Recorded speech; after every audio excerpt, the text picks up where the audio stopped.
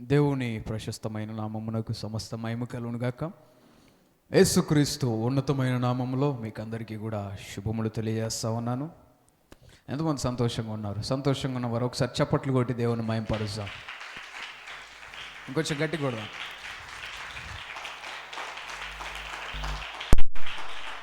Okay.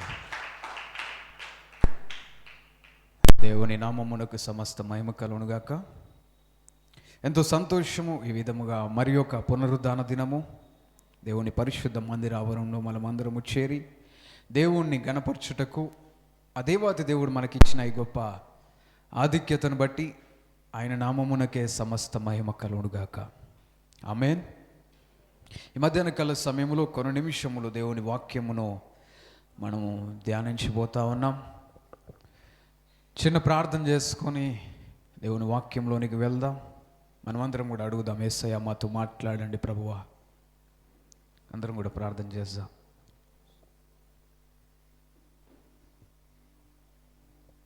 Lord speak to అస్.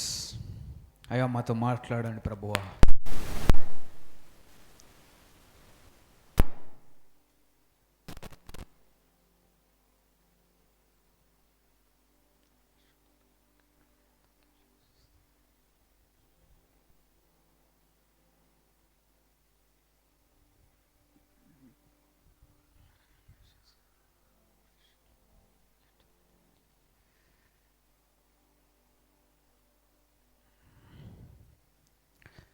పరమ తండ్రి, పరిశుద్ధుడైన దేవా, సర్వోన్నతుడా,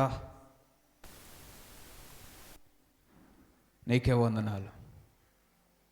ఈ సమయంలో ప్రభువా కొన్ని నిమిషములు నీ మాటలు ధ్యానించుచుండగా మీరే మా అందరితో మాట్లాడండి. వినగలిగే చెవులు, గ్రహించగలిగే మనస్సు, అనుసరించి నడుచుకునే జీవితములు మాకు దయచేయమని మీకే సమస్త మహిమ, ఘనత, ప్రభావములు ఆరోపిస్తూ యేసుక్రీస్తు నామములో ప్రార్థించి బ్రతిమలాడి అడిగి వేడుకొంచున్నాం మా పరమ తండ్రి. ఆమేన్. హల్లెలూయా. దేవుని మహిమ కలుగును గాక. ఈ మధ్యాహ్న కాల సమయంలో కొన్ని నిమిషములు దేవుని వాక్యమును మనం ధ్యానించుకుందాం. ఈరోజు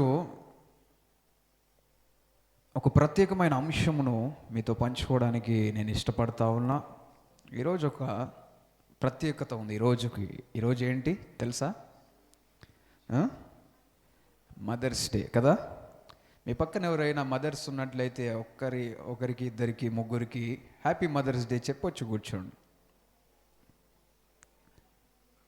వెళ్దాం వెళ్దాం వెళ్దాం వెళ్దాం. పిల్లలు కూడా లేకుంటేట లేవాలి. వెళ్ళండి, చెప్పిరండి.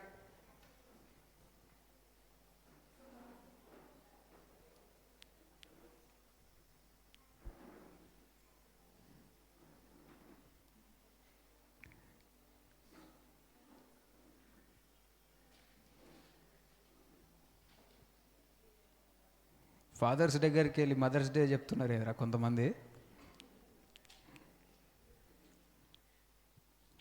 ఏదో ఒకటి హ్యాపీ బర్త్డే అట్లా చెప్పేస్తారు. ఏంది?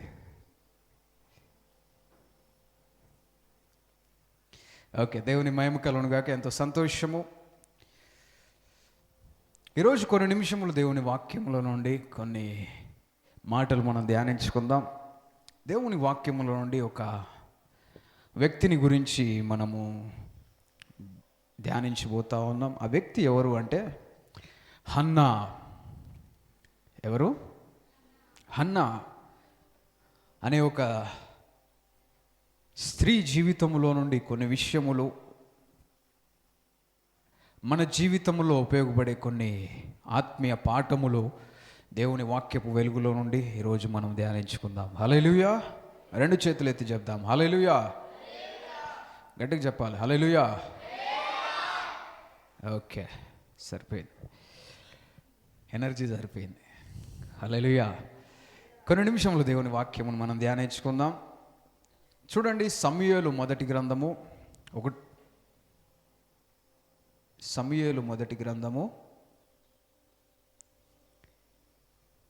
1వ అధ్యాయము 1వ వచనం.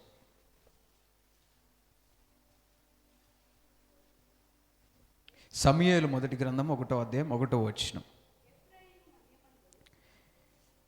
ఎఫ్రాయిము మన్యమందు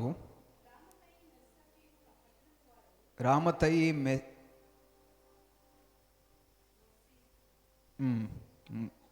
ఓకే, పట్టణపు వాడు ఒకడుండెను, అతని పేరు ఎల్కానా. అతడు ఎఫ్రాయిమీయుడైన సూపునకు పుట్టిన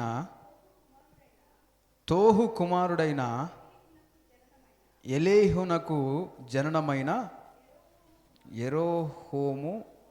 యెరోహాము కుమారుడు. అతనికి 2 భార్యలుండిరి. తర్వాత వీరిలో ఒక దాని పేరు హన్నా, రెండవ దాని పేరు పెనిన్నా.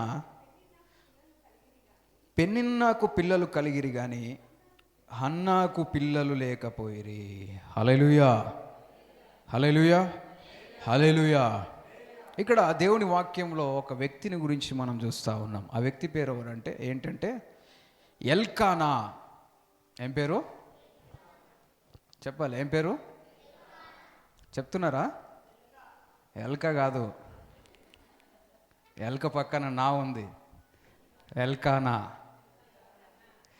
చెప్పాలి, ఏం పేరు? ఎల్కానా.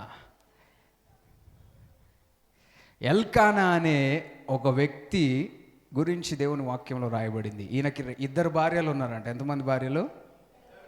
2 భార్యలు. 2 భార్యల్లో ఒక ఆమె పేరు పెనిన్నా. చెప్పాలి, ఒక ఆమె పేరు పెనిన్నా, ఇంకొక ఆమె పేరు హన్నా. అంతే కదా? సరే, ముందు హన్నా, తర్వాత పెనిన్నా. 2 భార్యలు ఉంటా ఉన్నారు. దేవుని వాక్యంలో పాత నిబంధనలో మనం చూస్తే కొంతమంది ఒకరికంటే ఎక్కువ స్త్రీలను వివాహము చేసుకున్న సందర్భాలు మనం చూస్తూ ఉన్నాం కదా. కొన్ని సందర్భాలు పరిస్థితులను బట్టి, కొన్నిసార్లు పిల్లలు లేక చేసుకోవడం, కొన్ని పరిస్థితులను బట్టి చేసుకోవడము మనం చూస్తూ ఉన్నాం. కానీ దేవుని ఉద్దేశము ఒక పురుషునికి ఒక స్త్రీ మాత్రమే అనేది దేవుని యొక్క సంకల్పం, దేవుని యొక్క ఉద్దేశం ఆది నుంచి మనం చూస్తూ ఉన్నాం. కానీ పరిస్థితులను బట్టి కొన్ని జరగడం మనం గమనిస్తూ ఉన్నాం. ఇక్కడ కూడా ఎల్కానాకి 2 భార్యలు. ఒక ఆమె పేరు హన్నా, మరి ఒక ఆమె పేరు పెనిన్నా. ప్రియమైన దేవుని బిడ్డలారా, దేవుడు ఒక కుటుంబ వ్యవస్థను ఏర్పాటు చేసినప్పుడు ఒక భర్తకి 2, 3, 4 ఇట్లా దేవుని ఉద్దేశం కాదు, కానీ ఒకరికి ఒకరు అనేది దేవుని ఉద్దేశంగా మనం చూస్తూ ఉన్నాం. అయితే 2వ వచనంలో మనం ఏం గమనిస్తామంటే పెనిన్నాకు పిల్లలు కలిగిరి కానీ హన్నాకు పిల్లలు లేకపోయిరి. హన్నాకు పిల్లలు లేరంట. ఎవరికి లేరు పిల్లలు? హన్నా అనే స్త్రీకి పిల్లలు లేరు. పెనిన్నాకు పిల్లలు ఉన్నారు. అంటే హన్నా తర్వాత పెనిన్నాని చేసుకోవడానికి ఒకానొక కారణం ఏమై ఉండొచ్చు అంటే, హన్నాకు పిల్లలు లేరు కనుక ఇంకొక ఆమెని పెళ్లి చేసుకొని ఉండొచ్చు కదా. పెళ్లి చేసుకుంటుంటారు. ఒకరికి ఇట్లనే ఒక కుటుంబంలో పెళ్ళైన తర్వాత పిల్లలు లేని పరిస్థితిని బట్టి ఆ భార్య ఏం చేసిందంటే వాళ్ళ చెల్లెనిచ్చి పెళ్లి చేసింది. ఏం చేసింది? వాళ్ళ చెల్లి నాకు ఎట్లా పిల్లలు లేరు కదా అని పెళ్లి చేసిందంట. పెళ్లి చేసిన తర్వాత మొదట ఆమెకు పిల్లలు పుట్టినారు. ఏం జరిగింది? పిల్లలు లేరని ఇంకొక ఆమెని వాళ్ళ చెల్లెనిచ్చి పెళ్లి చేసిన తర్వాత కొంతకాలానికి ఏం జరిగిందంటే ఈమెకు పిల్లలు పుట్టినారు. కొన్నిసార్లు ఊహించని పరిస్థితులు ఎదురవుతూ ఉంటాయి కదా. అప్పుడు పెళ్లి చేసిన ఆమెనే మళ్ళీ వారి మధ్యలో కొన్ని వివాదాలు ఏర్పడ్డము, ఇవన్నీ మనం చూస్తూ ఉంటాం. ప్రియమైన దేవుని బిడ్డలారా, ఇక్కడ కూడా హన్నాకు పిల్లలు లేని కారణము వలన ఎల్కానా పెనిన్నాను చేసుకొని ఉండొచ్చు. ప్రియమైన దేవుని బిడ్డలారా, కొన్నిసార్లు మన వైవాహిక జీవితంలో ఇబ్బందులు, మన ఊహించని పరిస్థితులు ఏర్పడినప్పుడు మనం ఏం చేస్తున్నామనేది బహు జాగ్రత్తగా మనము పరీక్షించుకోవాలి. హల్లెలూయా. వివాహమైన తర్వాత పిల్లలు లేని కారణం వలన వివాహం చేసుకుని ఉండొచ్చు. అయితే వైవాహిక జీవితంలో వస్తున్న సమస్యలను బట్టి దేవుని మీద ఆధారపడే స్థితిలో మనం ఉండాలి. ఇలాంటి సమస్య ఇంకొకరికి వచ్చింది. ఎవరికి అంటే ఇస్సాకు వచ్చింది. ఎవరికి వచ్చింది? ఇస్సాకుకు ఇలాంటి సమస్య వచ్చింది. చూడండి, ఆదికాండము 25వ అధ్యాయము 21వ వచనం. అయితే ఇస్సాకు ఏం చేశాడు? ఆదికాండం 25వ అధ్యాయం 21వ వచనం.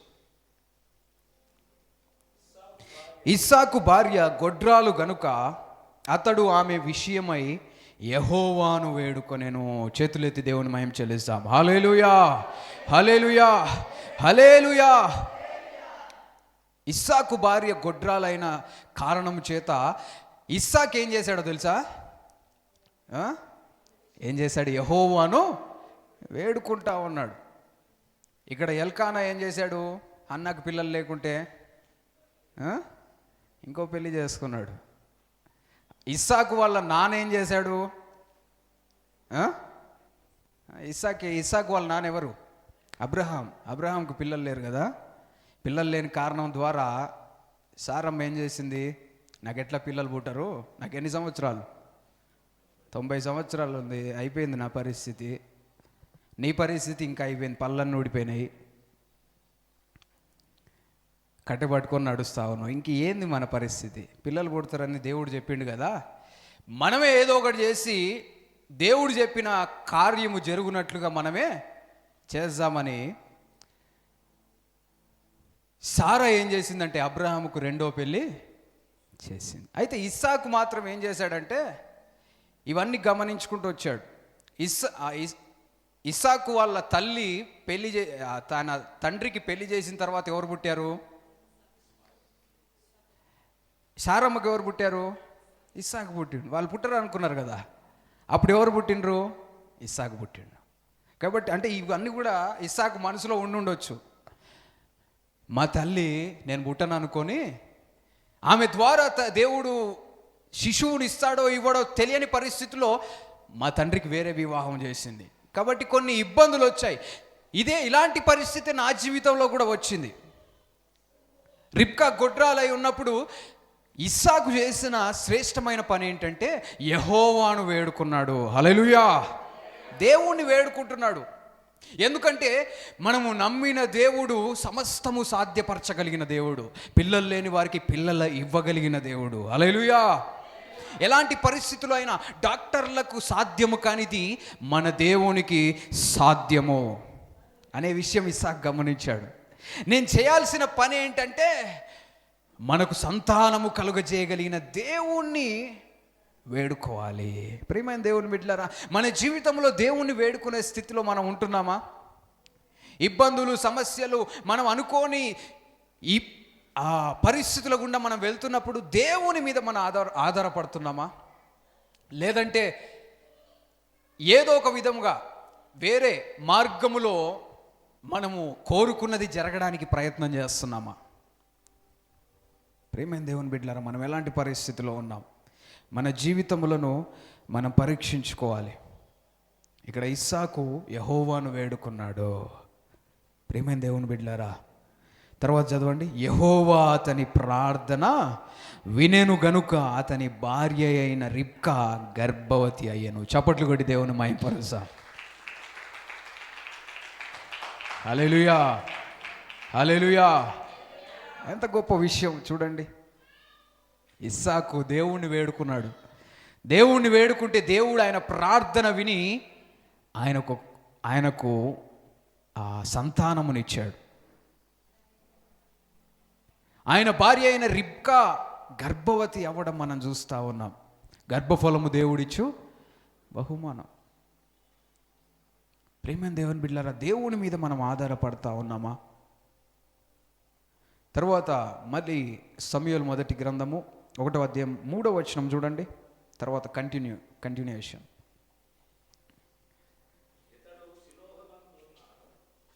ఇతడు షిలోహునందున్న సైన్యములకు అధిపతియగు యెహోవాకు మ్రొక్కుటకును బలి అర్పించుటకును ఏటేట తన పట్టణము విడిచి అచ్చటికి పోవుచుండెను. హల్లెలూయా. మళ్ళీ ఎవరి గురించి ఇప్పుడు మనం బ్యాక్ టు ఎవరి గురించి జ్ఞాపకం చేసుకుంటున్నామంటే ఎల్కానా. ఎవరి గురించి? ఎల్కానా గురించి మనం గమనిస్తే ఎల్కానా ఎటువంటి వాడు?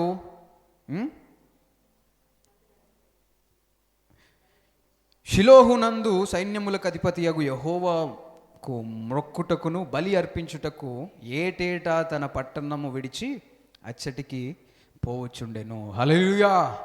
ఎల్కానా దేవుని యందు విశ్వాసం కలిగిన వ్యక్తి. విశ్వాసం ఉంది. దేవుని యందు భయభక్తులు కలిగిన వ్యక్తి. యెహోవా యందు భయభక్తులు కలిగిన వ్యక్తి ఎవరు? ఎల్కానా అనే వ్యక్తి.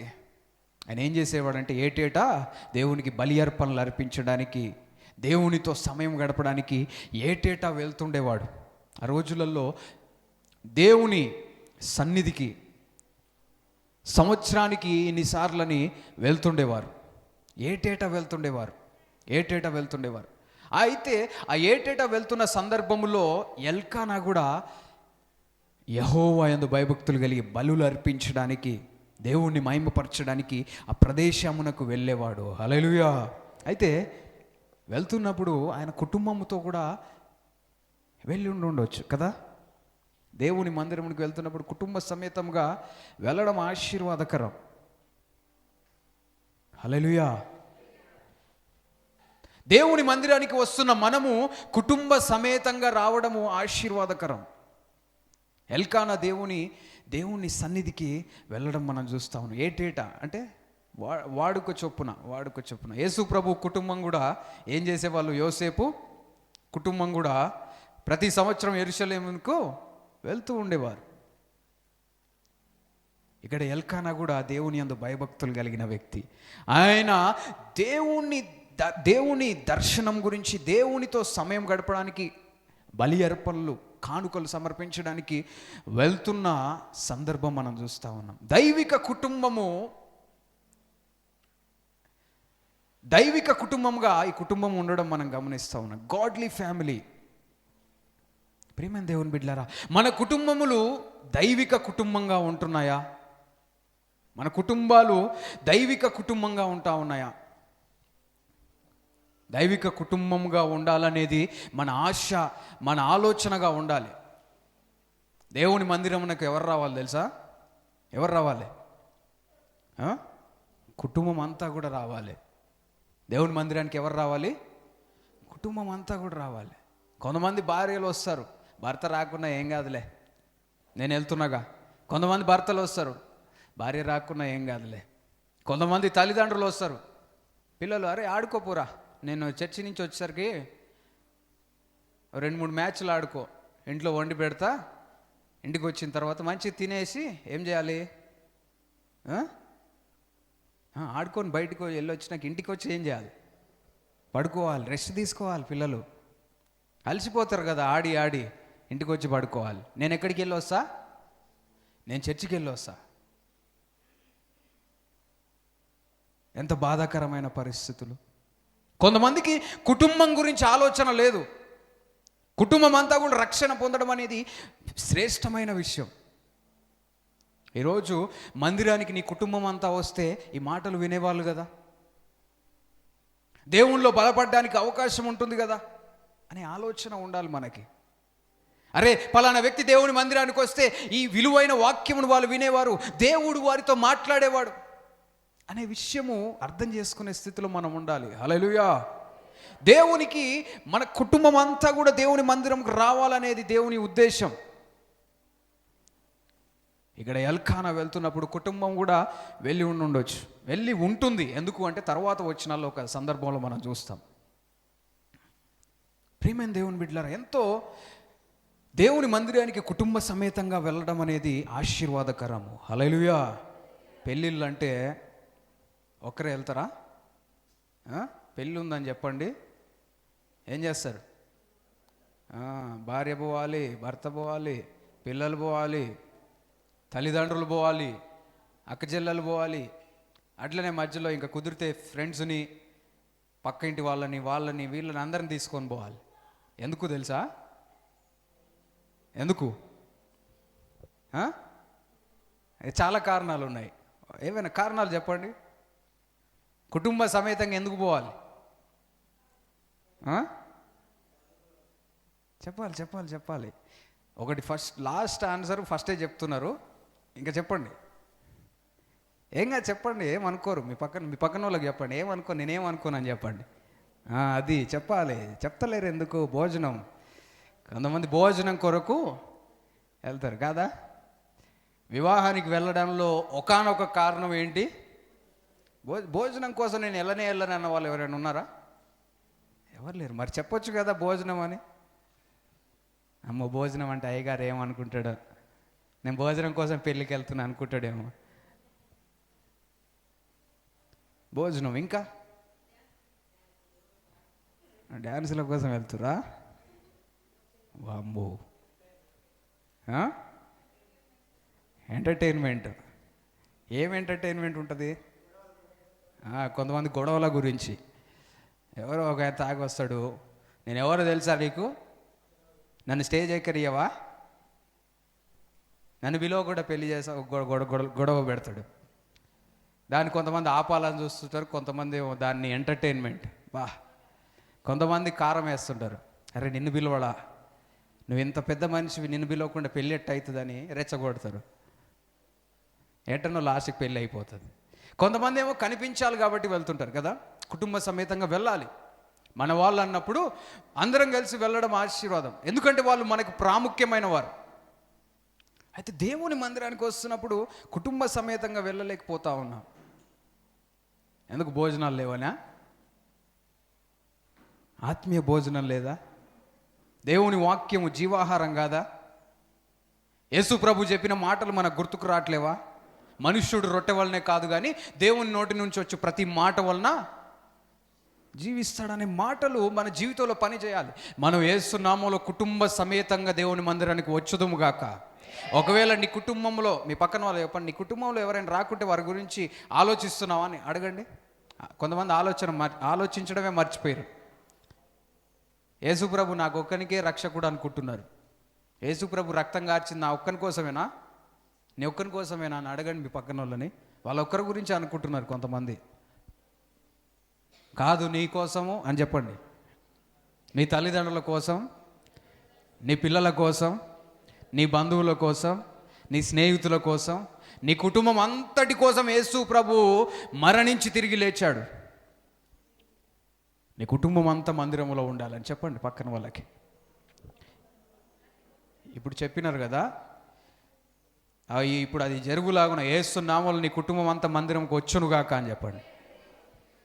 ఇప్పుడు చెప్పండి, ఆమేన్ అన్నారు. ఇప్పుడు చెప్పండి, యేసు నామములో నీ కుటుంబం అంతా మందిరానికి వచ్చునుగాక అని చెప్పండి మీ పక్కన వాళ్ళకి. ఆమేన్ అని గట్టిగా అనండి, ఇంకొంచెం గట్టిగా. హల్లెలూయా. కుటుంబం అంతా మందిరానికి రావాలి. కుటుంబాన్ని అంతటిని మందిరానికి తీసుకొస్తే ఆ సంతోషం వేరు, ఆ సంతోషం వేరు, ఆ ఆనందం వేరు. కుటుంబం అంతా కూడా దేవుని వాక్యం వింటుంటుంది. కుటుంబం అంతా కూడా దేవునిలో బలపరచబడుతూ ఉంటుంది. కుటుంబం అంతటి ఆలోచన ఒక విధానంగా వెళ్తూ ఉంటుంది, ఒక విధంగా వెళ్తూ ఉంటుంది. హల్లెలూయా. మనమందరము దేవునికి సాక్షులముగా ఉందము గాక. అదేవిధంగా చూడండి, సమూయేలు మొదటి గ్రంథము 1వ అధ్యాయం 4వ వచనం 5వ వచనం. ఎల్కానా తాను బలి అర్పణ చేసిన నాడు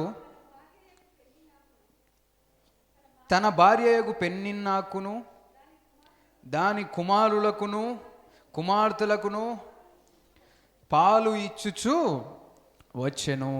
ఎల్కానా ఏం చేసేవాడంటే, దేవునికి బలి అర్పించినప్పుడు తర్వాత దాంట్లో భాగము ఎవరికి ఇచ్చేవాడంటే, పెనిన్నాకి, కుమారులకు, కూతుర్లకు భాగం ఇచ్చేవాడు. తర్వాత చదవండి. హన్నా తనకు ప్రియముగానున్నందున ఆమెకు 2 పాళ్ళు ఇచ్చుచూ వచ్చెను. చప్పట్లు కొట్టి దేవుని మహిమపరుచు.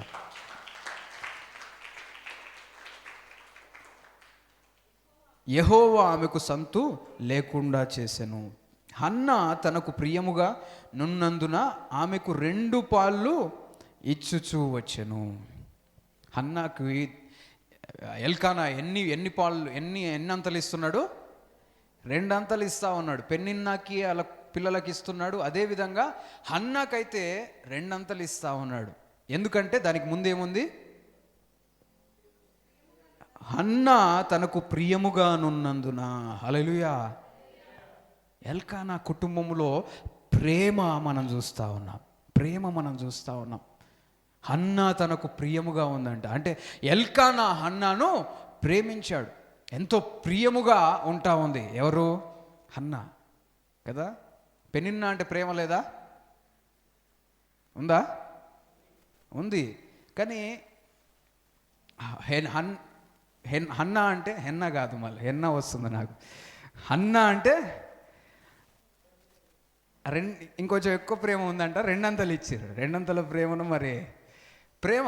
ఎందుకంటే ఈమెకున్న పరిస్థితులు బట్టి, ఈమె పిల్లలు లేరు, ఈమె చాలా బాధలో ఉంటా ఉంది కాబట్టి ఇంకొంచెం ఎక్కువగా ప్రేమించడం మనం చూస్తూ ఉన్నాం కదా.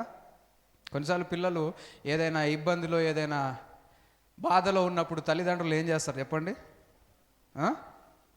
అరే పోయి కొనుక్కోపో, షాప్లో కొనుక్కోపోయి డబ్బులు ఇస్తారు. ఎందుకు? పిల్లలు బాధలో ఉన్నారు, కొంచెం వాళ్ళకి నెమ్మది, ఊరట. 10 రూపాయలు ఇచ్చేటోళ్ళు 20 ఇచ్చిరనుకో, అప్పుడు ఆ బాధ కొంచెం బ్యాలెన్స్ అవుతుంది. పోదులే కానీ మొత్తం కొంచెం అరే ఏదో నా జీవితంలో వచ్చింది అనే ఆలోచన. ప్రియమైన దేవుని బిడ్డలారా, ప్రేమను వ్యక్తపరిచే విధానాల్లో ఒకటి ఏంటి అంటే బహుమానాలు ఇవ్వడం. ఏంటి? వింటున్నారా? మీ జీవితంలో ఇది ఉపయోగపడుతుంది, మంచిగా వినండి. ప్రేమను వ్యక్తపరిచే విధానాల్లో ఒక విధానం ఏంటి అంటే బహుమానాలు ఇవ్వడం. Giving gifts is an expression of love. ఏదైనా బహుమానం ఏదైనా ఇచ్చినప్పుడు ఎదుటి వ్యక్తికి నువ్వు ఏమి కమ్యూనికేట్ చేస్తున్నావు అంటే, నువ్వంటే నాకు ఇష్టం, అంతే కదా. ఎవరికి పడితే వాళ్ళకి గిఫ్ట్లు ఇస్తామా? ఇయ్యం కదా. మనకి ఎవరైతే ప్రియముగా ఉంటారో వాళ్ళకి ఇస్తూ ఉంటాం. ఈ ఎల్కానా చాలా కొంచెం ఆలోచించి కుటుంబాన్ని ఎలా నడిపించుకోవాలనే ఆలోచన కలిగి ఎల్కానా ప్రవర్తిస్తూ ఉన్నాడు. అప్పట్లో మ్యారేజ్ కౌన్సిలింగ్లు, వివాహం ఇట్లాంటివి లేవు కదా. ఇంత దేవుని వాక్యమును అందించే పరిస్థితులు కూడా లేవు. యేసుప్రభు ఇంకా రాలేదు. అయినా కానీ దైవికంగా కొన్ని నిర్ణయాలు తీసుకోవడం మనం చూస్తూ ఉన్నాం. 2 అంతల భాగమును ఆమెకి ఇచ్చినట్టుగా మనం చూస్తూ ఉన్నాం. ప్రియమైన దేవుని బిడ్డలారా, మన కుటుంబముల్లో మనకు ప్రేమ ఉంటుందా? మనం ప్రేమ కలిగిన వారంగా ఉంటున్నామా? మన కుటుంబాన్ని ప్రేమించే వాళ్ళంగా ఉంటున్నామా? మన భార్యని కానీ, మన భర్తని కానీ, మన పిల్లల్ని, మన తల్లిదండ్రులను మనం ప్రేమించే వాళ్ళంగా ఉంటున్నామా?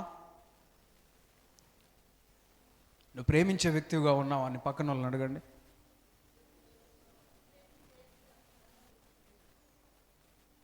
అడిగినరా? ప్రేమిస్తారంటనా? ఓకే, సంతోషం. చప్పట్లు కొట్టి దేవుని మహిమపరచాలి. ఒకవేళ ప్రేమించే వ్యక్తిగా నువ్వు లేకుంటే యేసు నామములో నీకు మారు మనసు వచ్చునుగాక. ప్రేమించే విధానాల్లో ఒకటి. ప్రేమైన దేవుని బిడ్డలారా, ఇది ఒక్క పాయింట్ నేను నీకు ఒకటే చెప్తున్నా. నేను చదివిన బుక్స్లలో ఇది చాలా ఒక పెద్ద టాపిక్ ఇది. వేరే వాళ్ళని ప్రేమించినప్పుడు మనం ఏం చేస్తామంటే వాళ్ళకు ఏదైనా ఇస్తాం. ఏదైనా ఇవ్వడం అనేది వే ఆఫ్ ఎక్స్ప్రెషన్. హల్లెలూయా. ఎల్కానా ఎంతో ప్రేమ కలిగిన వ్యక్తిగా ఉండడం మనం చూస్తూ ఉన్నాం. మన కుటుంబంలో మనం ప్రేమించాలి. మన కుటుంబంలో ఉన్న వాళ్ళకి ఎప్పుడైనా గిఫ్ట్లు ఇస్తున్నామా? ఏం గిఫ్ట్ ఇవ్వాలి? నీకు రోజు వండి పెట్టట్లేను, ఇంకేం గిఫ్ట్ ఇవ్వాలి? అన్నీ తీసుకొస్తున్నా ఇంటికి, ఇంకేమి ఇవ్వాలిరా? ఫీజులు కడతలేం, ఇంకేం చేయాలి? అన్ని నీ మాటలన్నీ వింటున్నాం కదా. ప్రేమైన దేవుని బిడ్డలారా, ప్రేమించే వాళ్ళు ఇంకొంచెం ఎక్కువ చేయాలి. హల్లెలూయా.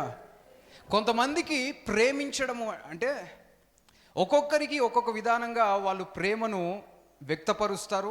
అదేవిధంగా అవతల వ్యక్తి కూడా నీ ప్రేమను అర్థం చేసుకునే విధానాల్లో కూడా తేడా ఉంటుంది. కొందరికి బహుమానాలు ఇస్తే నువ్వు ప్రేమించినట్టు. నువ్వెన్ని మాటలు చెప్పు, గిఫ్ట్ లేకుంటే కొంతమందికి కుదరదు కదా. ఒక గిఫ్ట్ ఇస్తే కానీ ప్రేమైన దేవుని బిడ్డలారా, ప్రేమించే బిడ్డలముగా మనం ఉండాలి. మన కుటుంబంలో మనము ప్రేమను వ్యక్తపరిచే వాళ్ళంగా ఉండాలి. హల్లెలూయా. దేవుడు లోకమును ఎంతో ప్రేమించను కాగా ఆయన తన అద్వితీయ కుమారుని మనకు అనుగ్రహించాడు, ఇచ్చాడు. గిఫ్ట్. యేసుప్రభు ఎవరంటే ఒక గిఫ్ట్, ప్రశస్తమైన ఒక బహుమానము. దేవుడు మనకిచ్చిన బహుమానం ఏంటి అంటే యేసుప్రభు. ప్రేమైన దేవుని బిడ్డలారా, ఎల్కానా ఆ 2 భాగమును హన్నాకి ఇవ్వడము మనం చూస్తూ ఉన్నాం కదా.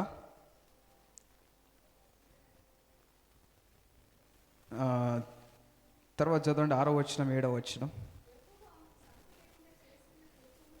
యెహోవా ఆమెకు సంతు లేకుండా చేసి ఉన్న హేతువును బట్టి ఆమె వైరియగు పెనిన్నా ఆమెను విసిగించుటకై ఆమెకు కోపము పుట్టించుచూ వచ్చెను.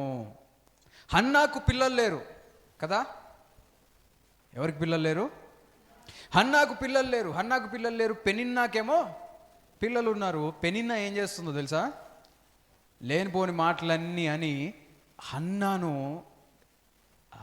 కోపం తెప్పిస్తూ, ఆమెను బాధ పెడుతూ, ఆమె హృదయమును గాయపరుస్తూ ఉంది. ఎవరు? పెనిన్నా. ఉన్నారా నాతోటి? ఈరో ఉందా నాతోటి? ఉందా? ఎటుకు చెప్దాం. హల్లెలూయా. పెనిన్నా ఏం చేస్తుందంటే హేళన చేస్తుంది. ఏమని హేళన చేస్తుంది? ఏమని హేళన చేసి ఉంటుంది చెప్పండి.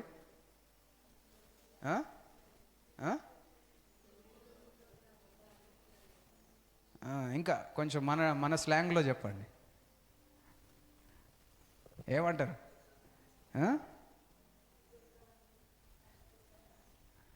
చెప్పాలి.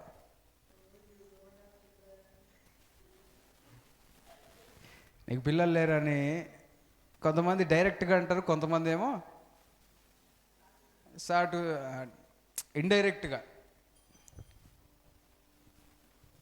నా పిల్లలు ఎంత మంచోళ్ళో, నాకు దేవుడు ఇంతమంది పిల్లలు ఇచ్చిండు. కొంతమంది ఇట్లా కూడా, నాకు దేవుడు మంచి పిల్లలు ఇచ్చిండు, ఎంతో దేవుడు నాకు పిల్లలు ఇచ్చిండు అని అంటున్నప్పుడు ఎదుటి వ్యక్తికి ఏం కమ్యూనికేట్ చేస్తున్నావు నువ్వు? నీకు పిల్లలు లేరు. ఏం పాపం చేసినావో, ఏం తప్పు చేసినావో అందుకే దేవుడు నీకు పిల్లలు ఇవ్వలే. కొంతమంది ఇలాంటి బాధాకరమైన పరిస్థితులు. నీకు పిల్లలు లేరు. ఆ రోజులలో ఇంకా పిల్లలు లేని వాళ్ళను ఒక విధంగా అది శాపంగా, పిల్లలు లేరు అంటే ఒక విధంగా వాళ్ళను చూసేవాళ్ళు, హేళనగా చూసేవాళ్ళు. హన్నా ఎంతగానో బాధపడిన పరిస్థితులు మనం చూస్తూ ఉన్నాం. ఆమె కోపం తెప్పిస్తూ ఉంది. ఎవరికి? హన్నాకి. లేనిపోని మాటలు. నీకు పిల్లలు లేరు, నాకు పిల్లలు ఉన్నారుగా అని ఆమెను హేళన చేస్తూ అవమానపరుస్తున్న పరిస్థితులు. తర్వాత చదవండి. ఎల్కానా ఆమెకు ఏటేటా ఆ రీతిగా చేయుచు నుండగా హన్నా యెహోవా మందిరమునకు పోవునప్పుడెల్లా అది ఆమెకు కోపం పుట్టించను గనుక ఆమె భోజనము చేయక ఏడ్చుచూ వచ్చిందంట. ఎప్పుడు హేళన చేస్తూ ఉంది. ఎవరు? పెనిన్నా. నువ్వు మందిరానికి వెళ్తున్నావుగా, నీకెందుకు పిల్లలు లేరు? నాకు చూడు మంచిగా పిల్లలు ఇచ్చిండు దేవుడు. నువ్వు మంచిదానివి కావు, అందుకే నీకు పిల్లలు లేరు. నీ పరిస్థితి బాగలేదు, దేవుడు నీ ప్రార్థన ఆలకించాడు, నువ్వు మందిరానికి వెళ్ళినా వేస్ట్. ఇట్లా అనేక విధాలుగా ఆమెని కోపం తెప్పిస్తూ ఉంది. ఈమె ఎక్కడ ఏడుస్తుందంటే ఆమె కోపం పుట్టించిన గనుక ఆమె భోజనము చేయక ఏడ్చుచూ వచ్చింది. అన్నం తినడం కూడా బంద్ చేసింది. ఉపవాసం. తినాలనిపించట్లేదు. ఎందుకంటే వీళ్ళనే మాటలు. కొంతమంది అనే మాటలకి ఉన్న ఆకలి చచ్చిపోతుంది కదా. మంచిగా తిందాం అనుకుంటాము, తిందాం అనుకునేసరికి లేనిపోని మాటలు అంటారు వచ్చేసి. ఆకలి ఏమైపోతుంది? చచ్చిపోతుంది, తినబుద్ధి కాదు. ఇక అన్న పరిస్థితి కూడా అట్లనే ఉంది. ఏడుస్తూ ఉంది. ఆమె బాధ ఎవరు తీరుస్తారో అర్థం కాని పరిస్థితి ఆమె ఎదుర్కొంటా ఉంది. హల్లెలూయా. 8వ వచనం చదవండి.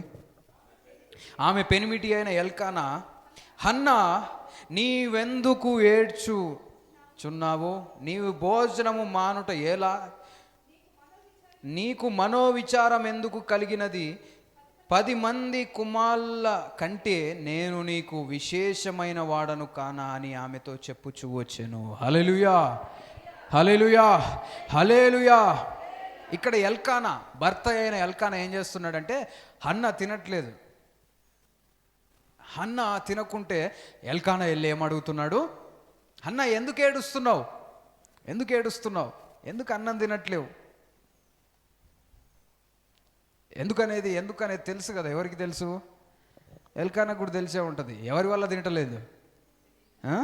ఇంకొక భార్య ఉంది కదా. పెనిన్నా వలన, ఆమె పెట్టే బాధ వలన, ఆమె అంటున్న మాటల వలన ఆమె తినట్లేదు. అయితే ఎల్కానా మాత్రం ఎవరి గురించి ఆలోచిస్తున్నాడు? హన్నా గురించి ఆలోచిస్తూ ఉన్నాడు. హన్నా ఎందుకు తింటలేవు? తినకుంటే ఎట్లా? ఎందుకు ఏడుస్తున్నావు? ఎందుకు భోజనము చేయకుండా విచారం ఎందుకు ఉంది అంటూ ఆయన అంటున్న మాట ఏంటంటే, 10 మంది పిల్లల కంటే నీకు నేను విశేషమైన వాడను కానా. హల్లెలూయా. ఎంత మంచి మాట అంటున్నాడంటే, అన్న ఎందుకు అంత ఏడుస్తున్నావు? అంత బాధపడేది ఎందుకు? 10 మంది కుమారులతో నేను సమానంగానా అంటున్నాడు. చప్పట్లు కొట్టి దేవుని మహిమపరుస్తా. ప్రేమను వ్యక్తపరిచే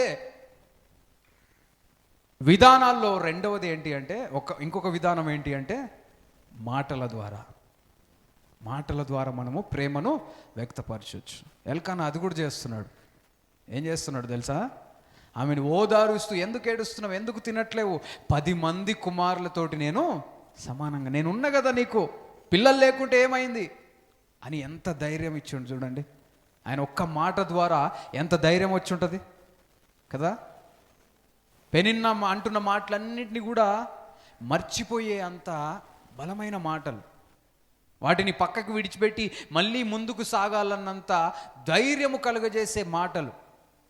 నీకు పిల్లలు లేకపోవచ్చు, 10 మంది కుమారులు ఉన్నా కానీ, నేనున్నా కానీ ఒకటే కదా.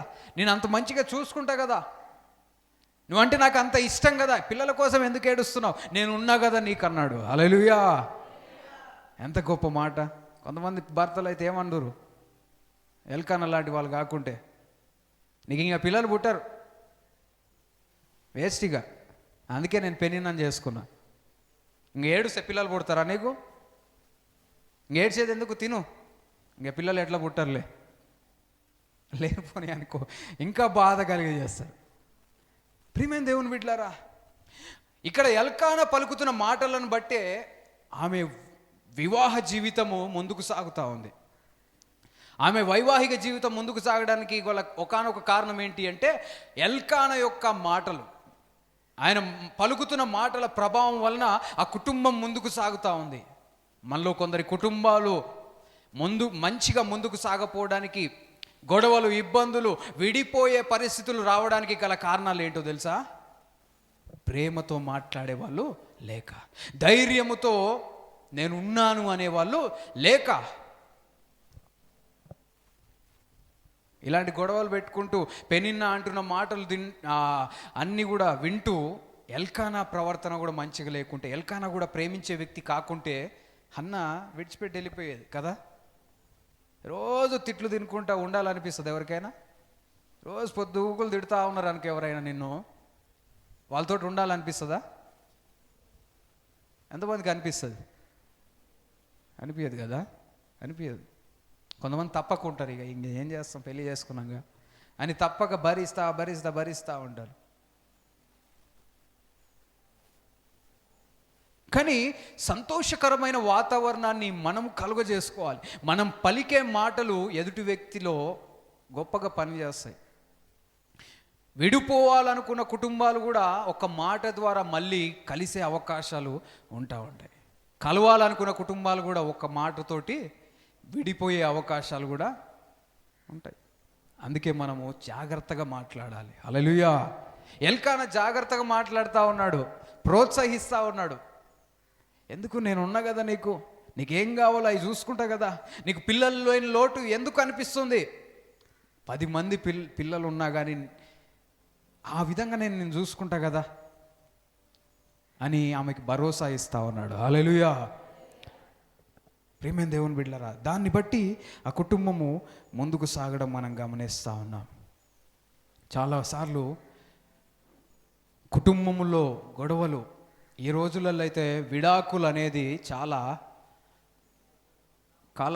కామన్ అయిపోయింది, చాలా సింపుల్ అయిపోయింది, చాలా ఈజీ అయిపోయింది. పెళ్లి చేసుకొని నెలకే విడాకులు, పెళ్లి చేసుకున్న 2 నెలల నుంచే ఇంక మన వల్ల కాదు. ఇయే మాటలు, వాళ్ళు లేస్తే పొద్దున్న లేస్తే ఏదైనా మనం మంచిగా ఉంటుంది అనుకున్నా కానీ మన వల్ల కాదులే, మనం విడిపోవాల్సిందే. ఇయే మాటలు. చిన్న చిన్న కారణాలు, చిన్న చిన్న విషయాలను బట్టి విడాకుల దాకా వెళ్ళిపోతూ ఉన్నారు. ఒకానొక సమయంలో, ఈరోజు ఈ జనరేషన్ పక్కకు పెడితే ఓల్డ్ జనరేషన్స్లో విడాకులు అనేది పెద్ద విషయం కదా. పెళ్ళైన తర్వాత ఎంత భయంకరమైన పరిస్థితులైనా ఎదుర్కొనేవాళ్ళు కదా. ఈరోజు కూడా కొంతమంది ఉన్నారు, కొంతమంది స్త్రీలు, కొంతమంది పురుషులు ఉన్నారు. సమస్యలైనా, శోధనలైనా, ఇబ్బందులైనా, కుటుంబంలో ఎంత ఇబ్బందులైనా కానీ కలిసి ఉండడానికి ప్రయత్నం చేసే వాళ్ళు ఉన్నారు. ప్రయత్నం చేయాలి. కొంతమంది ఫుల్ దెబ్బలు తింటూ ఉంటారు కదా భర్తలతోటి. కొంతమంది చాలా భయంకరమైన పరిస్థితిలో ఉంటారు. భర్తలు ఫుల్గా తాగి వచ్చి భార్యలను బాగా చిత్రవధ చేసి హింసిస్తూ ఉంటారు, కొడుతూ ఉంటారు. అయినా కానీ వాళ్ళు ఏం చేస్తారంటే మళ్ళీ ప్రేమగానే ఉంటుంటారు. కొంతమంది భార్యలకి ఎంత విసుగు వస్తుందంటే భర్త చచ్చిపోతే బాగుండు అనిపిస్తుంది. ఉంటారు కొంతమందిని చూస్తే మనకే అనిపిస్తుంది, ఇంత విసిగిస్తున్నాడు, ఈమె ఎట్లుంటుంది, లేదంటే ఇతను ఎట్లుంటున్నాడు అనే సందర్భాలు మనం చూస్తూ ఉంటాం. కలిసి ఉండడానికి ప్రయత్నం చేసే వాళ్ళు తక్కువైపోతూ ఉన్నారు. ఏదైనా కారణం దొరికితే విడిపోవాలనుకునే వాళ్ళు ఎక్కువైపోతూ ఉన్నారు. మనమందరం యేసు నామములో కలిసి ఉండడానికి ప్రయత్నం చేయదుముగాక. ఎల్కానా ఎంతో ప్రేమను చూపిస్తూ ఉన్నాడు. ఆయన ప్రేమను బట్టి ఆ వివాహము, ఆ కుటుంబం ముందుకు సాగుతూ ఉంది. మనము కూడా మన కుటుంబంలో ప్రేమ కలిగి జీవించుదుముగాక. హల్లెలూయా.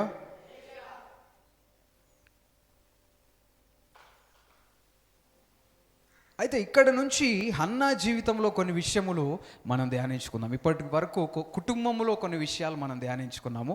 ఇప్పుడు హన్నా జీవితంలో మనం ఏమి గమనించవచ్చు అంటే, చూడండి 9వ వచనం చూడండి. సమూయేలు మొదటి గ్రంథము 1వ అధ్యాయం 9వ వచనం. వారు షిలోహులో అంటే దేవుని సన్నిధికి వెళ్ళడానికి ఏటేటా వెళ్తుంటారు కదా. ఆ ప్రదేశం మనకు వెళ్ళిన తర్వాత, అన్నపానములు పుచ్చుకొనిన తర్వాత హన్నా లేచి యాజకుడైన ఏలీ మందిర స్తంభము దగ్గరనున్న ఆసనము మీద కూర్చొని ఉండగా బహు దుఃఖాక్రాంతురాలై వచ్చి యెహోవా సన్నిధిని ప్రార్థన చేయుచు బహుగా ఏడ్చుచు. హల్లెలూయా. ఇక్కడ హన్నా జీవితంలో మనం చూసినట్లయితే హన్నా ఒక ప్రార్థనా పరురాలు. హన్నా ఎలాంటి స్త్రీ? ప్రార్థనా పరురాలు. ఆమె ప్రార్థన చేసే వ్యక్తి, ప్రార్థనకు చాలా విలువిచ్చిన వ్యక్తి. ఆమె దేవుని మందిరంలో ఏం చేస్తుంది? ఆమె ప్రార్థన చేస్తుంది. ప్రియమైన దేవుని బిడ్డలారా, మనం ప్రార్థన చేసే వాళ్ళంగా ఉన్నామా? దేవుని మందిరంలో మనం ప్రార్థన చేస్తే దేవుడు మన ప్రార్థనలు ఆలకిస్తాడని విశ్వాసము కలిగిన వాళ్ళంగా ఉన్నామా? ప్రార్థన ఎవరు చేస్తారంటే విశ్వాసం ఉన్న వాళ్ళే చేస్తారు కదా. దేవుడు మన జీవితంలో కార్యము చేయగలుగుతాడని విశ్వాసం ఉంచిన వాళ్ళు ప్రార్థన చేస్తారు. హన్నా ప్రార్థన చేసేది. నువ్వు ప్రార్థన పరునిగా ఉన్నావా? నువ్వు ప్రార్థన పరురాలుగా ఉన్నావా? ప్రియమైన దేవుని బిడ్డలారా, హన్నా ప్రార్థన చేస్తూ ఉంది. తర్వాత చదవండి.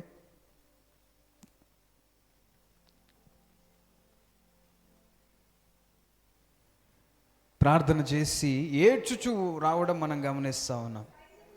సైన్యములకు అధిపతియగు యెహోవా, నీ సేవకురాలనైన నాకు కలిగి ఉన్న శ్రమను చూచి నీ సేవకురాలనైన నన్ను మరొక జ్ఞాపకము చేసుకొని నీ సేవకురాలనైన నాకు పిల్లలను దయచేసిన ఎడల, మగపిల్లను దయచేసిన ఎడల వాని తల మీదికి క్షౌరపు కత్తి ఎన్నడను రానియక వాడు బ్రతుకు దినములన్నిటను నేను వానిని యెహోవా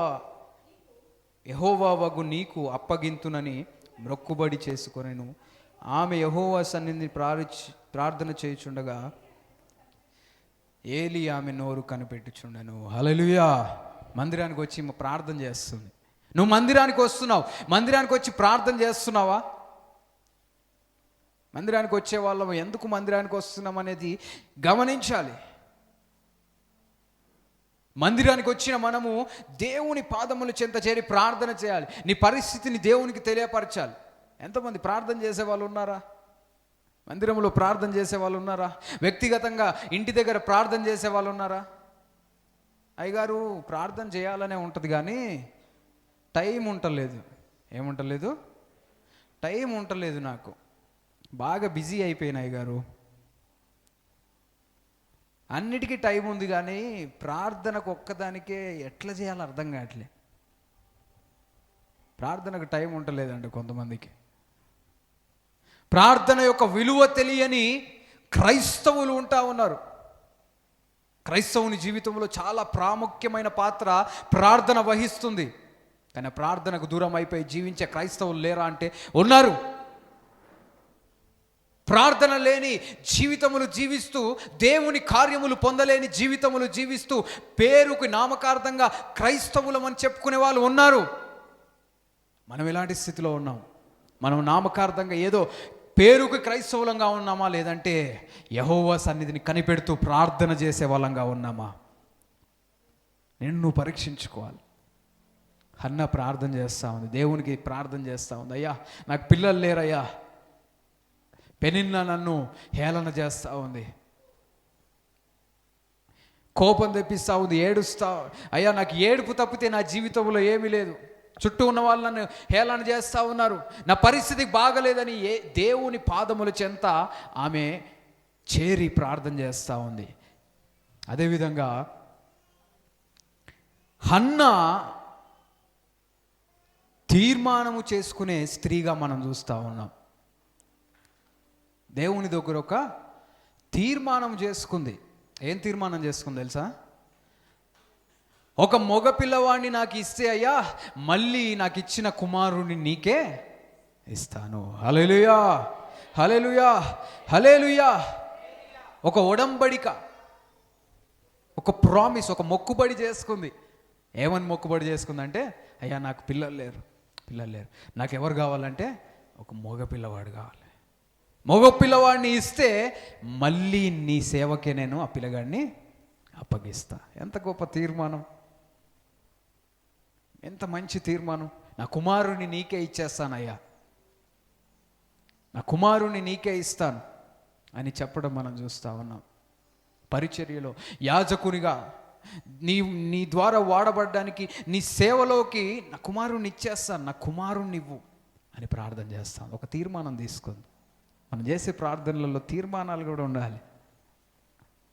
తీర్మానాలు ఉండడం ఆశీర్వాదకరం. హన్నా చేసింది, అయ్యా నాకు కుమారుణ్ణి ఇస్తే మళ్ళీ నీకే అప్పగిస్తాను. ప్రేమైన దేవుని బిడ్డలారా, మన జీవితంలో తీర్మానాలు చేసుకుంటున్నామా? దేవుని కార్యములు పొందడానికి తీర్మానం చేసుకుంటున్నామా?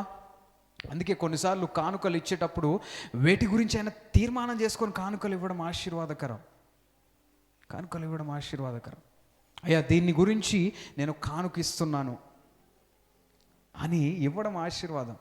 గత కొంతకాల క్రితం ఒక సిస్టర్ మన మందిరంలో సాక్ష్యం ఇచ్చింది. నేను దేవునికి ఒక మంచి కానుక నేను ఇచ్చాను. దేవుడు నేను ఇచ్చిన కానుకకు ప్రతిగా నాకు ఒక మంచి భర్తనిచ్చాడని చెప్పింది. చప్పట్లు కొట్టి దేవుని మహిమపరుస్తా. కొంతమందికి వినేవారికి అనిపించవచ్చు, కానుకిస్తే దేవుడు భర్తనిచ్చేది ఏంది, ఇదేంది? వాళ్ళ విశ్వాసం వాళ్ళ విశ్వాసం వాళ్ళ విశ్వాసం. అయ్యా, ఈ పరిస్థితి గురించి నేను కానుకిస్తాను, ఈ పరిస్థితి గురించి ప్రార్థన చేస్తూ ఈ తీర్మానం చేసుకుంటున్నా అని ఆ తీర్మానం తీసుకోవడం వలన దేవుడి కార్యములు పొందే అవకాశం ఉంటుంది. కొందరు తీర్మానాలు తీసుకుంటారు, కానీ ఆ తీర్మానాన్ని నెరవేర్చలేని పరిస్థితిలో ఉంటారు, నెరవేర్చలేరు. ఎంత భయంకరమైన పరిస్థితి, ఎంత బాధాకరమైన పరిస్థితి. తీర్మానాలు తీసుకున్న మనము నెరవేర్చే స్థితిలో కూడా యేసు నామములో ఉండాలి. తీసుకున్న తీర్మానాలు ఏదో పేరుకి కాదు, నువ్వు చేయడానికి ఇష్టపడి చేసే వ్యక్తివిగా ఉండాలి. నేను అది చేస్తా ఇది చేస్తా అని చెప్పేది కాదు, చేసే వాళ్ళగా ఉండాలి. హల్లెలూయా. తీర్మానం తీసుకుంటే చేసే వాళ్ళముగా మనం ఉండాలి. దేవుని కొరకు నేను సమర్పించుకొని ముందుకు వెళ్తానని తీర్మానం చేసుకుంటే వెళ్ళే స్థితిలో ఉండాలి. కొంతమంది రీసెంట్గానే ఒక సిస్టర్ ఈ వారం నుంచి ప్రతి వారం ఆదివారం మందిరానికి వస్తా అని చెప్పి, నేను కూడా సంతోషపడ్డా. ఇలాంటి మాటలు వింటే పాస్టర్లకు సంతోషం కదా, అబ్బా బాగానే వీళ్ళు కొంచెం బలంగా అవుతున్నారులే, వాళ్ళే తీర్మానం తీసుకున్నారు కదా, ఇంకా ఏ పని ఉన్నా చర్చికి వస్తున్నారు అని నేను సంతోషపడ్డా. మళ్ళీ వచ్చే వారానికి సేమ్ స్టోరీ, మళ్ళీ అదే స్టోరీ. అంటే చెప్తారు కానీ చెప్పిన పని చేయలేరు. అలాంటి వాళ్ళ యందు దేవుడు సంతోషపడడు. సంతోషపడతారా? సరే, మీకైనా ఎవరైనా ఏదైనా చేస్తా అని చేయకుంటే నువ్వు సంతోషపడతావా? సంతోషపడం. దేవుని దగ్గర ఎవరైతే నమ్మకంగా ఉంటారో వాళ్ళ జీవితంలో దేవుని కార్యాలు చూస్తారు. నేను నమ్మిన దేవుడు అన్ని పరీక్షించి చూసే దేవుడు, తగిన సమయంలో ప్రతిఫలం ఇచ్చే దేవుడు. నమ్మిన వారు గట్టిగా చెప్తాం హల్లెలూయా. ఇక్కడ హన్నా ఒక తీర్మానం చేసుకుంది, ఒక ఒడంబడిక చేసుకుంది. ఒడంబడిక చేసుకోవడం గొప్పతనం కాదు. తర్వాత చదవండి.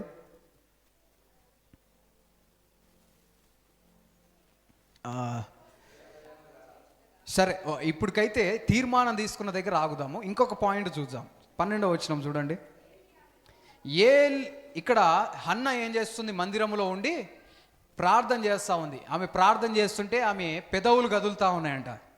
పెదవులు కదులుతూ ఉన్నాయి. కదులుతూ ఉన్నప్పుడు చెప్తా ఉంటే ఈ పెదవులు కదులుతున్న విషయం ఎవరు గమనిస్తున్నారంటే యాజకుడైనా ఏలి గమనిస్తూ ఉన్నాడు. అక్కడ దేవుని సేవకుడు గమనిస్తున్నాడు. ఎవరు? హన్నా వచ్చి ప్రార్థన చేస్తూ ఉంటే ఏలి గమనిస్తున్నాడు. అప్పటికే ఏలి కొంచెం పెద్ద వయసు. ఈమెను చూసినప్పుడు ఈమె చేస్తున్న ప్రార్థన, ఈమె ఏడుస్తున్న విధానము, పెదవులు కదిలిస్తుంటే ఏలి ఏమనుకున్నాడో తెలుసా? ఈమె మంచిగా ఒక బాటిల్, ఏంటిదో మరి అది ఏ బ్రాండో కానీ మంచి బ్రాండే తాగి వచ్చినట్టుంది. పెదవులు కదిలిస్తూ ఉంది, మాటలు లేవు, ఏడుస్తూ ఉంది. ఎందుకు ఏడుస్తుందో అని తాగి వచ్చిందేమో అనుకున్నాడు. అనుకొని ఏలి ఏమన్నాడు చూడండి, ఎంతవరకు నువ్వు మత్తురాలువై ఉందువు, ద్రాక్షారసం నీ నుండి తీసివేయి అని చెప్తా ఉన్నాడు. ఎవరికి? తాగి వచ్చింది అనుకోని చెప్తా ఉన్నాడు. ఆ ప్రవర్తన అట్లనే ఉంది. అప్పుడు చెప్తున్న పరిస్థితిని బట్టి ఈ హన్నా ఏమంటుందో చూడండి. హన్నా, అది కాదు నా ఏలినవాడా, నేను మనోదుఃఖము గలదాన్నై ఉన్నాను, నేను ద్రాక్షరసమునైనను మద్యమునైనను పానము చేయలేదు కానీ. హల్లెలూయా. ఇక్కడ హన్నా ఒక మంచి జీవితము, ఒక పరిశుద్ధమైన జీవితము జీవించడం మనం చూస్తూ ఉన్నాం. అయ్యా నా ఏలినవాడా, నువ్వు అనుకుంటున్నట్టు నేనేమి ద్రాక్షరసం దాగి మత్తురాలనయ్యి నేను లేను, నేను తాగేదాన్ని గాను. కొంతమంది ఇలాంటి మాటలు, ఏదైనా అయ్యగారు ఒక్క మాట ఏదైనా అనగానే అదే ప్లేస్లో వేరే వాళ్ళు ఉన్నారు అనుకో, నన్ను ఇంత మాట అంటాడు అయ్యగారు, నా గురించి ఏమనుకుంటుండు, నన్ను తాగిండు అంటాడా? కొంతమంది వాళ్ళ జీవితంలో గురించి తెలియకుండా, ఎవరికి తెలియకుండా జీవిస్తూ ఉంటారు. మళ్ళీ ఏదైనా అడిగితే మాత్రము నన్ను అట్లా అనుకుంటాడా? తప్పేముంది ఒక మాట. అమ్మ, కొంతమంది స్త్రీలు కూడా తాగుతారు తెలుసా? మీకు తెలిసే ఉంటుంది కొంతమందికి. హల్లెలూయా.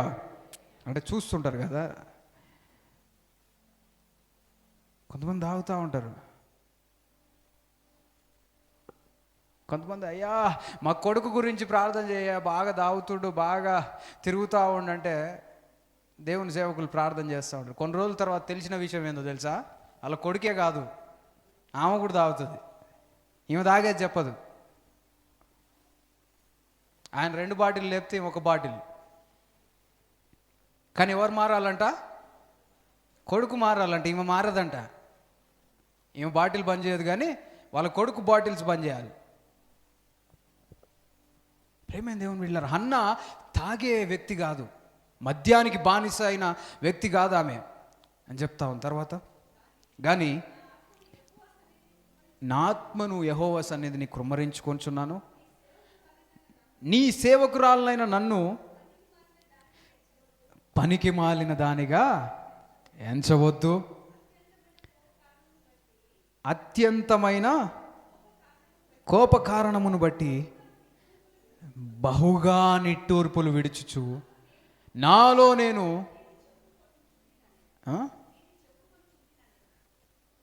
దీన్ని చెప్పుకొంచున్నా, నాలో నేనే ప్రార్థన చేసుకుంటున్నాను అంటుంది. హల్లెలూయా. ప్రార్థన చేసుకుంటున్నానయ్యా, నేను ఇంత పనికి మాలిన దాన్ని అనుకోకయ్యా. తాగొచ్చి మందిరంలో ఏది పడితే అది మాట్లాడే వ్యక్తిని నేను కాను. నా పరిస్థితి బాగలేదు, చాలా దుఃఖంతో నిండి ఉన్నాను, కాబట్టి నాలో నేనే ప్రార్థన చేసుకుంటా ఉన్నా, నాలో నేనే ప్రార్థన చేస్తూ దేవునితో మాట్లాడుతూ ఉన్నా అని చెప్తా ఉంది. హల్లెలూయా. తర్వాత అని చెప్తా ఉంది. తర్వాత, అంతటా ఏలి, నీవు క్షేమముగా వెళ్ళుము, ఇజ్రాయేలు దేవునితో నీవు చేసుకొనిన మనవిని ఆయన దయచేయునుగాక అని ఆమెతో చెప్పగా. హల్లెలూయా. అయితే అప్పుడు ఏలి ఏమన్నాడో తెలుసా? ఏమన్నాడు? నీవు క్షేమంగా వెళ్ళు, ఇజ్రాయేలుల దేవునితో నీవు చేసిన మనవి ఆయన ఆలకించి నువ్వు చేసిన ప్రార్థనకి జవాబిస్తాడు అని చెప్పాడు. హల్లెలూయా. నువ్వు చేసిన ప్రార్థనకి జవాబు వచ్చునుగాక అని చెప్పాడు దేవుని సేవకుడు. క్షేమంగా వెళ్ళు అని చెప్పిన తర్వాత వచ్చిన చదవండి.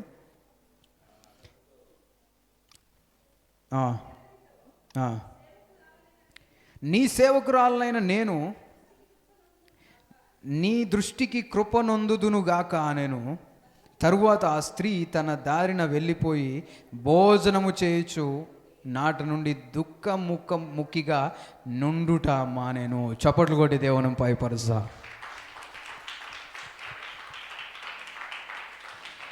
హన్నా నుంచి మనం ఏం నేర్చుకోవచ్చు అంటే, హన్నా విశ్వాసము కలిగిన స్త్రీ, ఉమెన్ ఆఫ్ ఫెయిత్. విశ్వాసం కలిగిన స్త్రీ. ఎక్కడ విశ్వాసం తెలుస్తుంది అంటే, ఏలి ఏం చెప్పాడు? నువ్వు క్షేమంగా వెళ్ళు, నువ్వు దేవునికి చేసిన ప్రార్థన దేవుడు ఆలకించి నీ మనవిని ఆలకించి ఆయన నీ మనవికి జవాబు దయచేయునుగాక అని చెప్పిన తర్వాత ఆమె వెళ్ళి ఇంటికి వెళ్ళి ఏం చేసిందో తెలుసా? భోజనం చేసింది. హల్లెలూయా. ఉపవాసం ఉండి ప్రార్థన చేస్తున్న హన్నా ఇప్పుడు భోజనం చేయడం ప్రారంభించింది. భోజనం ఎందుకు చేస్తుందో తెలుసా? ఆమె ఏం నమ్మిందంటే, నా దేవుడు నా మనవి ఆలకించాడు, ఇంకా నేను ఉపవాసం ఉండాల్సిన అవసరము లేదు అని భోజనం చేసింది. భోజనం చేసి ఇంకొక పని ఏం చేస్తుందో తెలుసా? మొహం మారిపోయింది. మొహం మారింది. ఇన్ని రోజులు హన్నా మొహం చూస్తే పక్కన వాళ్ళకి ఎట్లా అనిపించేది? బాధ, దుఃఖం, ఏడుపు, ఎప్పుడు ఏడుపు ఏడుపు ఏడుపు. ఆమె జీవితంలో అట్లనే ఉంది. కొందరి జీవితాల్లో దుఃఖమే. కొందరు నటించడానికి ప్రయత్నం చేసినా నవ్వు రాదు. కొంతకాలం నటిస్తారు, కానీ కొంతకాలంకి నవ్వాలన్నా కానీ నవ్వు రాదు. ఎందుకంటే బాధ, కుటుంబంలో ఉన్న సమస్యలు, ఇబ్బందుల వలన. అలాంటి పరిస్థితిలో హన్నా ఇంటికి వెళ్ళి ఏం చేస్తుందంటే, ఆ దుఃఖ మొహాన్ని విడిచిపెట్టేసింది. ఇప్పటి నుంచి హన్నా ఫేస్ మారిపోయింది. హల్లెలూయా. ఇప్పటి నుంచి విశ్వాసముతో సంతోషంగా ఉండడము ప్రారంభించింది. హల్లెలూయా. ఆమె సంతోషానికి గల కారణం ఏంటి అంటే, నేను నమ్మిన నా దేవుడు, నా యెహోవా నా ప్రార్థన ఆలకించి ఆయన నాకు జవాబిస్తాడు కాబట్టి నేను దుఃఖమొహం వేసుకొని ఏడుపు మొహంతో ఉండాల్సిన పని లేనే లేదు అని ఒక నిర్ణయం తీసుకుంది. ప్రియమైన దేవుని బిడ్డలారా, నీ దుఃఖ మొహము ఆనందకరమైన మొహముగా మార్చబడునుగాక. నీ ముఖము మార్చబడునుగాక. నీ ముఖములో తెలియని కాంతి వచ్చునుగాక. ఎప్పుడు ఏడుస్తున్న మొహాలు యేసు నామములో నవ్వే మొహాలుగా మార్చబడునుగాక. ఆ నవ్వు రావడానికి గల అవసరమైన విషయాలని దేవుడు నీ జీవితంలో దయచేయునుగాక. హన్నా జీవితంలో నవ్వు ప్రారంభమైంది. ఎందుకంటే నా ప్రార్థన దేవుడు ఆలకించాడు. కొడుకు పుట్టినాక నవ్వట్లేదు, కొడుకు పుట్టిన తర్వాత కాదు. దేవుడు నా ప్రార్థన ఆలకించి నా జీవితంలో చేస్తాడు అన్నప్పటి నుంచే సంతోషం స్టార్ట్ అయింది. హల్లెలూయా. అది విశ్వాసం అంటే. అయ్యా నా జీవితంలో ఇది చేస్తే అప్పుడు నేను నవ్వుతా. కొంతమంది ఇలాంటి నవ్వులు. అన్ని రోజులు నవ్వను, నేను అన్ని రోజులు తినను. కానీ దేవుడు ఎప్పుడైతే నేను ఇది చేస్తానని చెప్పాడో అప్పటి నుంచే హన్నా జీవితం మారిపోయింది. విశ్వాసంతో ముందుకెళ్తుంది. నిన్నటిదాకా పెనిన్న అనే మాటలకి మొహం అంతా కోపం ఎర్రగా అయిపోయింది. ఈ హనన్న దేవుడిని నమ్ముకున్నా కాబట్టి వదులుతున్నా, లేకుంటే ఆ పెనిన్న పని ఏమయ్యేదో కాదు. జుట్టు పట్టుకొని నాకు పిల్లలు లేరంటారు అని ఏం చేసేదో. కానీ దేవుని ప్రేమను బట్టి ఆ కోపం ఆమెలో పెట్టుకొని ఆమెనే ఏడ్చుకుంటూ దేవుని మందిరానికి వెళ్ళి చేస్తా ఉంది. ఎంత మంచి మనస్సు. అన్నా జీవితంలో ఇది కూడా నేర్చుకోవచ్చు. ఆ కోపాన్ని వేరే వాళ్ళ మీద చూపించలే. కొంతమంది కోపం వచ్చిందనుకో, ఆ కోపం ఇంకో వాళ్ళ మీద చూపిస్తారు కదా. భర్త ఏమన్నా అంటే కోపం ఎవరి మీద చూపిస్తారు? పిల్లల్ని ఒక్కటేస్తుంది. వెంటనే వాడు ఏం చేసినమ్మా, నేనేం చేసినా, నువ్వేం చేయలేరా, అయినా నీ చెంప పగులుతుంది. నువ్వేమన్నా చేస్తేనే కొట్టాలా, నువ్వు చేయకుండా కొడతా.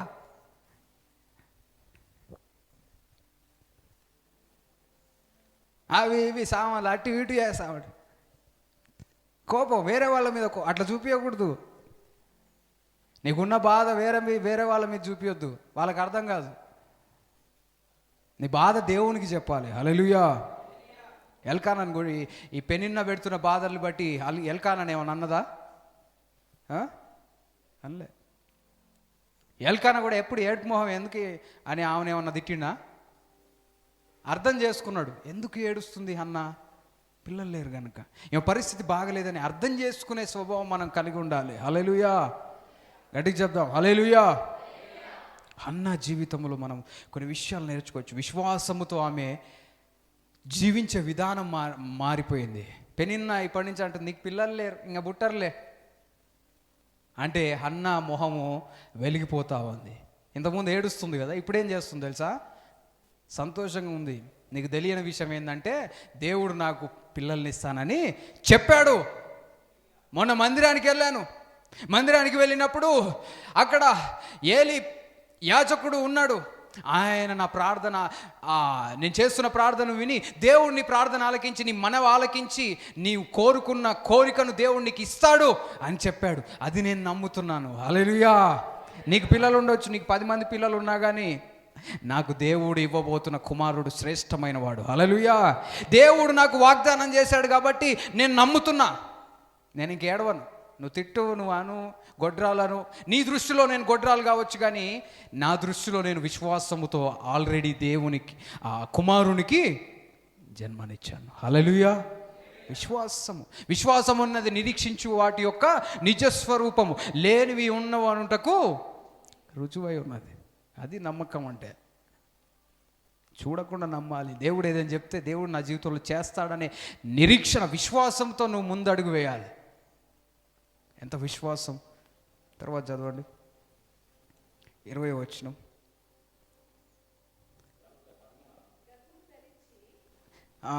గనుక హన్న గర్భము ధరించి దినములు నిండినప్పుడు ఒక కుమారుని కని నేను యెహోవాకు మొక్కుబడి చేసి వానికి సమూయేలు పేరు పెట్టెను. చప్పట్లు కొట్టి దేవుని మహిమపరుస్తా.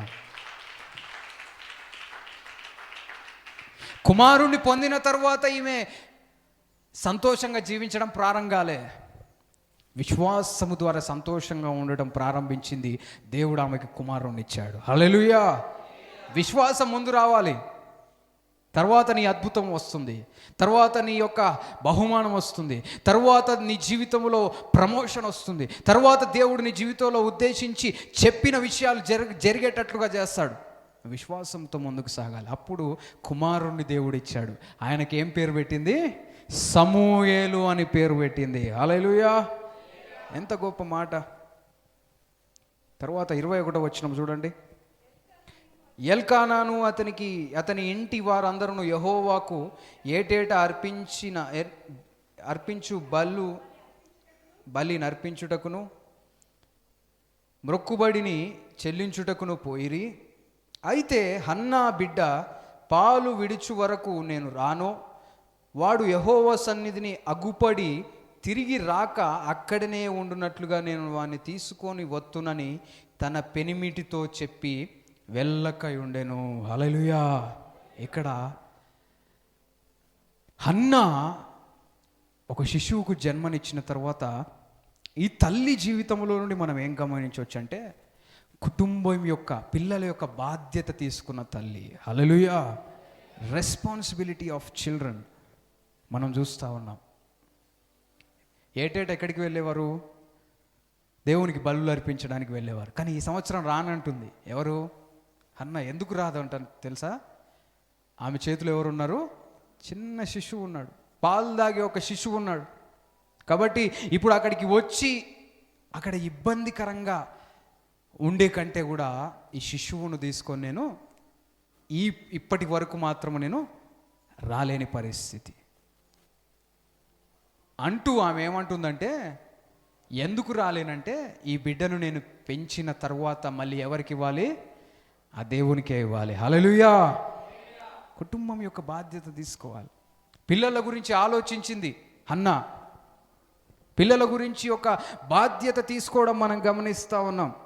మనం మన పిల్లల గురించి బాధ్యత తీసుకొని ముందుకు వెళ్తున్నామా? 22 వచనం చదవండి, 23 చదవండి.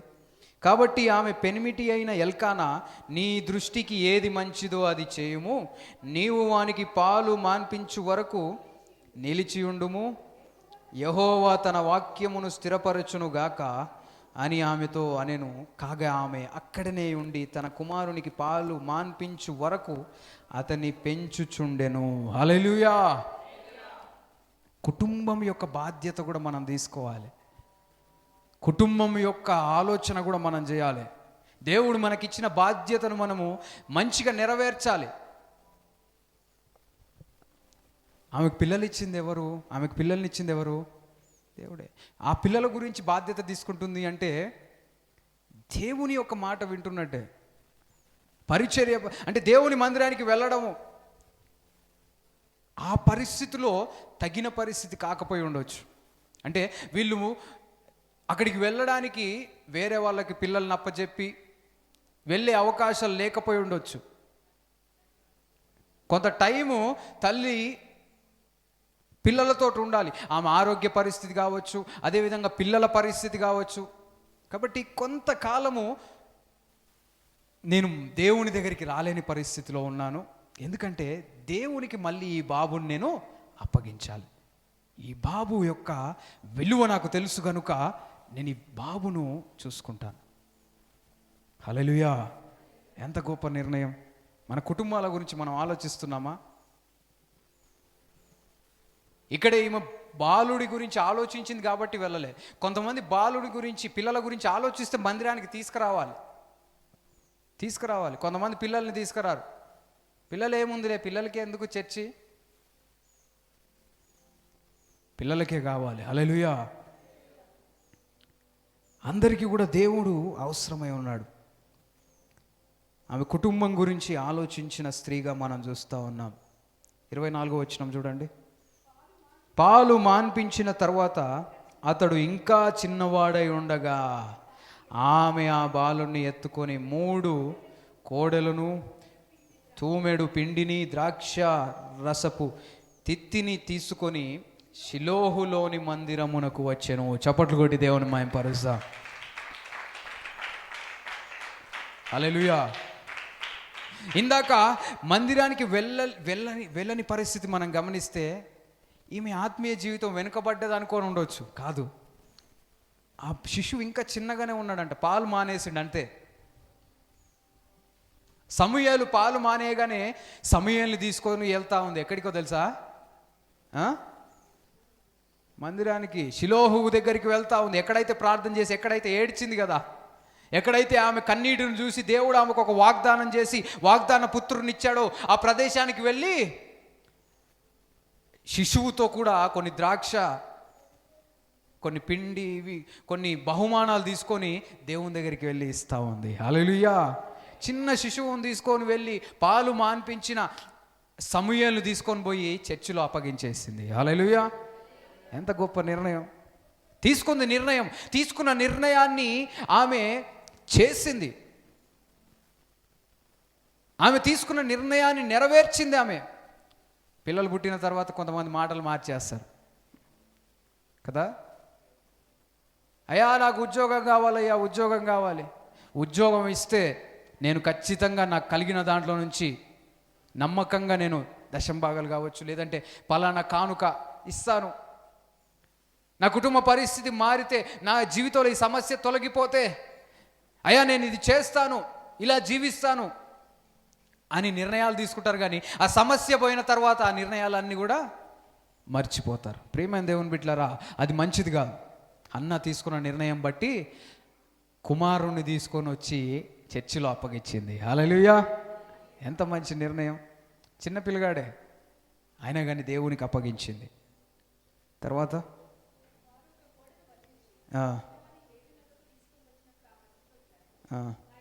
నా ఏలినవాడా, నీ యొద్ద నిలిచి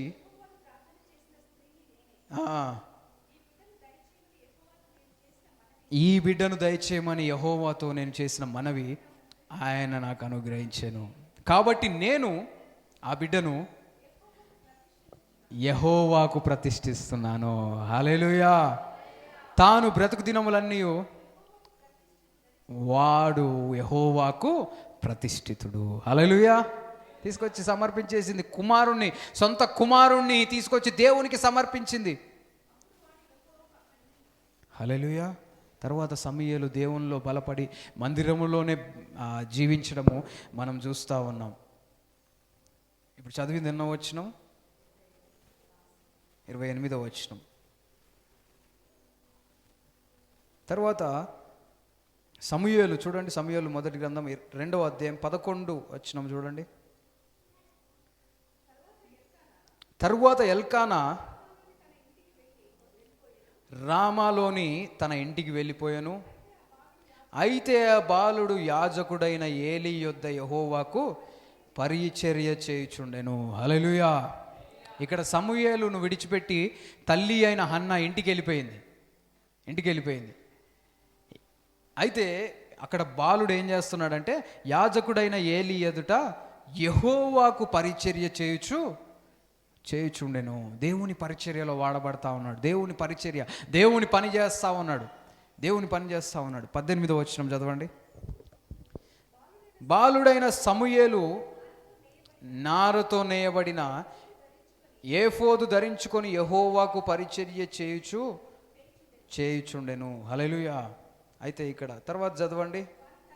వాని తల్లి వానికి చిన్న అంగి ఒకటి కుట్టి ఏటేటా బలి అర్పించుటకు తన పెనిమిటితో కూడా వచ్చినప్పుడు దాన్ని తెచ్చి వానికి ఇచ్చుచూ వచ్చెను. హల్లెలూయా.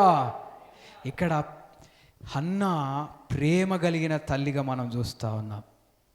ప్రేమించిన తల్లి. సమూయేలు పట్ల హన్నాకు ఎంతో ప్రేమ ఉంది కదా. ఆ కుమారుణ్ణి దేవునికైతే ఇచ్చిన తరువాత కూడా ఏటేటా వెళ్ళినప్పుడు సమూయేలుకి ఏం తీసుకుపోతుందో తెలుసా? బట్టలు తీసుకుపోతా ఉంది, ఇంకేమైనా ఏమేమి తీసుకొని పోయి ఇస్తూ ఉంది. నార బట్టలు, మంచి బట్టలు కుట్టుకొని వెళ్తుందంట. ఇంకా నేను దేవునికి ఇచ్చేసాను, నా కుమారునితోటి సంబంధం లేదు అనుకోలే. సమూయేలు దేవుని మందిరంలో ఉన్నా కానీ తల్లి అయిన హన్నా సమూయేలుని ప్రేమిస్తూ ఉంది. నువ్వు ప్రేమించే స్థితిలో ఉన్నావా? నీ పిల్లల్ని, నీ కుటుంబాన్ని ప్రేమించే స్థితిలో ఉన్నావా? ప్రేమ కలిగిన స్త్రీగా మనం చూస్తూ ఉన్నాం, ప్రేమించే తల్లిగా మనం చూస్తూ ఉన్నాం. హల్లెలూయా. మనం ప్రేమించే స్థితిలో ఉంటున్నామా? 26వ వచనం చూడండి. బాలుడగు సమూయేలు ఇంకను ఎదుగుచు యెహోవా దయందును మనుష్యుల దయందును వర్ధిల్లుచుండెను. హల్లెలూయా. మనుషుల దయలో, దేవుని దయలో సమూయేలు వర్ధిల్లుతూ వచ్చాడు. ఎంతో బలమైన ప్రవక్తగా దేవుని మాటలు అనేకులకు తెలియపరిచే ఒక సాధనముగా దేవుడు సమూయేలుని వాడుకున్నాడు. దానికి కారణం ఏంటి అంటే తల్లి చేసిన ప్రార్థనలు, తల్లి జీవించిన జీవితము, తల్లి తీసుకున్న నిర్ణయాలు, అదేవిధంగా వారి కుటుంబం యొక్క పాత్ర ఎంతగానో ఉంటా ఉంది. దైవిక కుటుంబంలో జన్మించిన సమూయేలు ఒక దైవికమైన వ్యక్తిగా నిలబడడానికి ఆ కుటుంబం ఎంతగానో దోహదపడింది. హల్లెలూయా. నువ్వు జీవించే జీవితమును బట్టి, నీ ప్రవర్తన, నీ కుటుంబంలో నువ్వు చేసే పని, ఆత్మీయ జీవితమును బట్టి, నీ భక్తి జీవితమును బట్టి నీ కుటుంబం ముందుకు సాగుతూ ఉంటుంది. సమూయేలు ఎంతగానో దేవుని కృపలో వాడబడ్డాడు. మొదటిగా దేవుడు ఏర్పాటు చేసిన 2 రాజులను అభిషేకించింది ఎవరు అంటే సమూయేలు కదా. ఎంత గొప్ప స్థితిలో దేవుడు ఆయన నిలబెట్టాడు. దానికి కారణం ఏంటో తెలుసా? హన్నా తీసుకున్న నిర్ణయం. మనం ఈ మధ్యాహ్న కాల సమయంలో మనం ఎలాంటి పరిస్థితిలో ఉన్నాం? తల్లులమైన మనము, మన మధ్యలో తల్లులు ఉంటా ఉన్నారు, మనం ఎలా జీవిస్తూ ఉన్నాం? అదేవిధంగా మన కుటుంబంలో ఎల్కానా వంటి జీవితము, హన్నా వంటి జీవితం కలిగి మనం జీవిస్తున్నామా? రాబో రోజులలో దేవుడు మనకిచ్చే బాధ్యతలు మనం ఎలా నెరవేర్చబోతా ఉన్నాం? మనల్ని మనం పరీక్షించుకుందాం. మనం అందరం లేచి నిలబడినట్లయితే ప్రార్థన చేసుకుందాం. ఈ మధ్యాహ్న కాల సమయంలో దేవుని సన్నిధి మన మధ్యలో ఉంది. హన్నా జీవితంలో అనేక విషయములు మనం చూస్తూ ఉన్నాం. హన్నా ప్రార్థించే ఒక స్త్రీగా మనం చూస్తూ ఉన్నాం. ప్రియమైన దేవుని బిడ్డలారా, నువ్వు ప్రార్థించే స్త్రీగా ఉంటున్నావా? నువ్వు ప్రార్థన పరురాలుగా ఉంటే నీ ప్రార్థనను బట్టి నీ కుటుంబం దీవించబడుతుంది. నీ ప్రార్థనను బట్టి దేవుడు నీ జీవితంలో గొప్ప కార్యములు జరిగిస్తాడు. ఈరోజు మేము ఈ స్థితిలో ఉండడానికి మా కుటుంబంలో మా తల్లిదండ్రులు చేసిన ప్రార్థనలు ఎంతగానో ఉపయోగపడ్డాయి. ప్రియమైన దేవుని బిడ్డ, నువ్వు చేసే ప్రార్థనలు బట్టి నీ కుటుంబంలో కూడా దేవుడు కార్యాలు జరిగిస్తాడు. నీ కుటుంబం, నీ పిల్లల కొరకు ప్రార్థన చేసే వ్యక్తిగా ఉన్నావా? నీ తల్లిదండ్రుల కొరకు, నీ భర్త కొరకు, నీ భార్య కొరకు, నీ పరిస్థితిని బట్టి ప్రార్థన చేసే వ్యక్తిగా నువ్వు ఉన్నావా? నీ సమస్యను ఎవరి దగ్గరికి తీసుకెళ్తా ఉన్నావు? నీ సమస్యను పరిష్కరించగలిగిన యేసయ్య పాదముల చెంత నువ్వు చేరగలిగితే నీ సమస్యకు పరిష్కారం దొరుకుతుంది. అది ఎలాంటి ఇబ్బంది అయినా, ఎలాంటి సవాలైనా, ఎలాంటి కష్టమైనా, ఎలాంటి నష్టమైనా, ఎలాంటి బాధాకరమైన పరిస్థితి అయినా, నేను నమ్మిన యేసయ్యకు సమస్తము సాధ్యం. ఆయన నీ జీవితమును మార్చడానికి ఇష్టపడతా ఉన్నాడు. సమస్య వచ్చినప్పుడు ఎటు చూస్తున్నావు? కొన్నిసార్లు కొన్ని దేవుడు అనుమతించకపోవడానికి గల కారణము ఏంటి అంటే నీ ప్రార్థన జీవితం అభివృద్ధి పరచబడాలి. నువ్వు తీసుకోవాల్సిన కొన్ని నిర్ణయాలు తీసుకోవాలి కాబట్టి కొన్ని ఆలస్యం చేస్తా ఉన్నాడు. హన్నా గర్భము అందరి స్త్రీల వలె ముందుగానే తెరవబడి ఆమెకు గర్భఫలం దొరికినట్లయితే ఆమెకు పుట్టబో కుమారుణ్ణి ఆమె దేవునికి ప్రతిష్ఠించేదో కాదో, కానీ ఆమె బాధ వేదనను బట్టి ఆమె ఒక మంచి తీర్మానం తీసుకుంది. అయ్యా, నాకు ఒక మగ పిల్లవాడిని ఇస్తే నీ పరిచర్య కథని మళ్ళీ ఇచ్చేస్తానయ్యా, నీకే ఇస్తాను ప్రభువా అని తీర్మానం చేసుకుంది. మందిరములో దేవుడి పాదముల చెంత చేరి ఏడ్చింది. యేసయ్యా, నాది పరిస్థితి ప్రభువా, నా కుటుంబ పరిస్థితిది, నా కుటుంబంలో ఉన్న ఇబ్బంది ఇది ప్రభు అని ప్రార్థన చేసినప్పుడు హన్నా కన్నీటిని దేవుడు తుడిచాడు. ఈరోజు నీ జీవితంలో ఎలాంటి కన్నీటి గుండా, ఎలాంటి సమస్య గుండా, ఎలాంటి కష్టం గుండా నువ్వు వెళ్తున్నా కానీ యేసయ్య నా కన్నీటిని చూచి నా కన్నీరు తుడువు ప్రభు అని నువ్వు అడిగితే నీ కన్నీరు ఆయన తుడిచే దేవుడు. అడుగు, యేసయ్య నా పరిస్థితి ఇది, నా జీవితంలో ఇది కావాలి ప్రభువా, నా జీవితంలో ఇది దయచేయండి ప్రభువా అని అడగండి. ఒక తీర్మానం చేసుకోండి, యేసయ్య నా జీవితంలో ఇది దయచేస్తే ప్రభువా నీ కొరకు నేను జీవిస్తాను, నీ కొరకు ముందుకు సాగుతాను, నీ పరిచర్య కొరకు నేను ముందుకు వస్తాను. ఒక తీర్మానం చేసుకో. దేవుడు నీ జీవితంలో కార్యం జరిగిస్తాడు. యేసయ్య నీకే వందనాలు. తీసుకున్న తీర్మానాన్ని నెరవేర్చింది. విశ్వాసముతో ఆమెకి ఇంకా సంతానము కలగక ముందు నుండే ఆమె దుఃఖ మొహమును విడిచిపెట్టింది, విచారమును విడిచిపెట్టింది, బాధను విడిచిపెట్టి దేవుని యందు విశ్వాసముతో సంతోషముగా ఉండటం ప్రారంభించింది. ప్రియమైన దేవుని బిడ్డ, ఈరోజు నువ్వు విశ్వాసంతో దేవుని దగ్గరకు వచ్చి నీ కన్నీటిని దేవుని దగ్గర ఉంచి నీ బాధను దేవునికి వ్యక్తపరిస్తే దేవుడు నీ జీవితంలో త్వరలో గొప్ప కార్యము జరిగించబోతా ఉన్నాడు. హన్నాలాగా నువ్వు జీవిస్తూ, హన్నా వంటి వైఖరి కలిగి జీవిస్తూ దేవుని కొరకు బలంగా నువ్వు నిలబడితే నీ ప్రార్థనకు దేవుడు జవాబు ఇవ్వబోతా ఉన్నాడు. నీ ప్రార్థనకు దేవుడు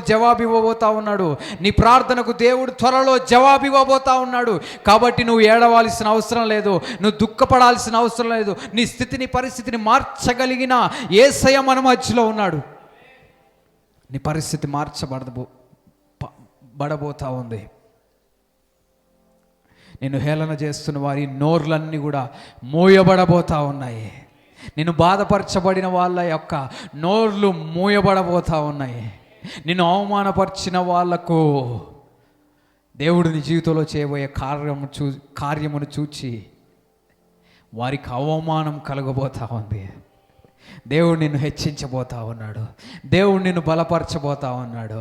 అవమానము పొందిన దగ్గరే ఆశీర్వాదము దేవుడు నీకు దయచేయబోతా ఉన్నాడు. అవమానం పరిచిన వారి ముందే దేవుడు నీ జీవితమును హెచ్చించబోతా ఉన్నాడు. యేసయ్య నీకే వందనాలు. నీ బిడ్డల జీవితమును బలపరిచినందుకు వందనాలయ్యా. మమ్మల్ని బలపరుస్తున్నందుకు వందనాలు. అన్న జీవితంలో నుంచి అనేక విషయములు మాతో మాట్లాడినందుకు వందనాలు. మా జీవితంలో తండ్రి దైవికమైన జీవితము కలిగి ఒక మంచి తల్లిగా, ఒక మంచి స్త్రీగా, అదేవిధంగా కుటుంబములో ఎల్కానా జీవించిన విధానమును బట్టి ఒక మంచి వ్యక్తిగా మేము జీవించినట్లుగా మా కుటుంబముల్లో మాకు దయచేసి మమ్మల్ని నడిపించమని మీకే సమస్త మహిమ, ఘనత, ప్రభావములు ఆరోపిస్తూ అయ్యా తల్లులందరినీ కూడా దీవించండి అయ్యా. తల్లులు ఎంతగానో ప్రయాసపడి పిల్లల గురించి ఆలోచిస్తూ ముందుకు సాగుతూ నడిపిస్తున్న విధానం బట్టి తల్లులందరినీ దీవించండి తండ్రి. బిడ్డల జీవితంలో గొప్ప కార్యములు జరిగించండి. వారి సంతానం దీవించండి, వారి కుటుంబములు దీవించండి. నీకు మహిమకరంగా కుటుంబములు ఉండునట్లుగా సహాయం చేసి నడిపించమని మీకే వందనాలు చెల్లిస్తూ యేసు నామములో ప్రార్థిస్తున్నాం మా పరమ తండ్రి. ఆమేన్.